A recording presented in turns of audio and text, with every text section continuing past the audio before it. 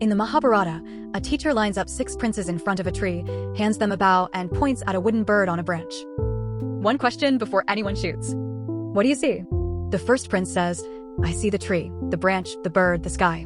Put the bow down. You fail. Same answer, same fail, down the line. Then Arjuna draws. What do you see? The eye. Only the eye of the bird. Shoot. That's the oldest recorded test of focus. You, meanwhile, are watching this with 9 tabs open. You see everything, all at once, forever. And it's costing you more than you think. You're watching the wheel. New tech. Old karma. There's a book about this. Deep Work by Cal Newport, MIT-trained computer scientist, top-ranked PhD for books, double the peer-reviewed papers. Famously without working past 5 p.m. He wrote it in 2016 about globalization. When work can go anywhere, average is worthless, and only the top 10% of a skill gets paid. Then AI happened and quietly turned his warning into a survival manual. Because the shallow half of your job, the boilerplate, the summaries, the formatting, the emails, that's exactly the half a model does at token speed, for pennies. Your competition isn't Sergey from Estonia anymore. It doesn't even sleep. What's left is the work that only happens when a human brain locks onto one hard problem for hours. Design, judgment, the deep kind. Newport's claim, and the whole point of this episode, is that focus is a trainable skill, not a personality trait. And training it pays you. Twice. Top 10% money for work a model can't fake, and your evening's back. Because 2 focused hours genuinely outproduce 8 fragmented ones. Work less, earn more. That's the actual pitch, and it's not a scam. Here's Newport's most useful picture.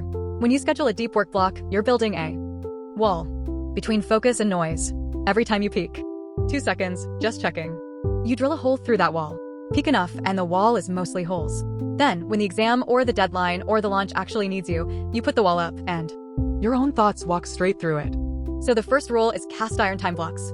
Newport's version is more forgiving than the influencer version. He doesn't care how much you doom scroll. Outside the block. Inside the block, nothing crosses. Start at 30 minutes. Grow it. Every urge you beat. Patch as a whole. Second, environment. When J.K. Rowling couldn't finish the last Harry Potter at home, she checked into a 5-star suite at the Balmoral in Edinburgh Castle across the street. Room rate scary enough that not writing physically hurt. You don't need the suite. You need a place your brain has. Never once. Associated with scrolling. Third, plan like you've met yourself. The time you studies Newport sites are brutal. People estimate 15 hours of TV a week and clock 30 and report double the work hours they actually do. So, batch similar tasks, put deep work where your energy peaks, for most brains. Morning. And schedule buffers, because your estimates are fiction.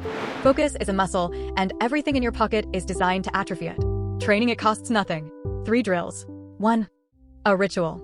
Same coffee, same desk, same track, every time, right before the block. A few weeks in, the ritual itself flips your brain into focus mode. Same reflex as reaching for the towel after washing your hands. The sages call this sandhya, the practice before the practice. 2. Embrace boredom.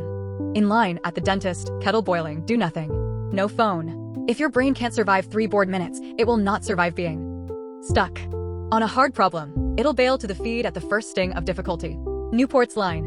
Once you're wired for distraction, you crave it. 3. Multitask the only right way. Take a task that needs 0 brain, walking the dog, commuting, and assign your head. 1. Hard problem for the whole walk. Stray thoughts show up. Do raccoons have knees? Note them, return. 1 topic, start to finish, conclusions at the end.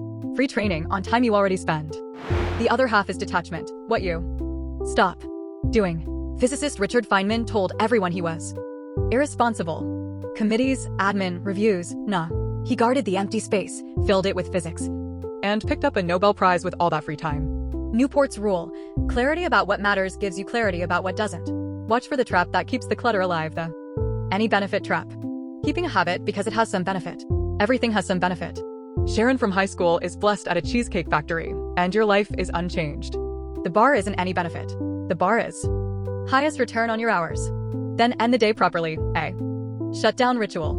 Last 15 minutes, list every open loop, write tomorrow's plan, close the notebook.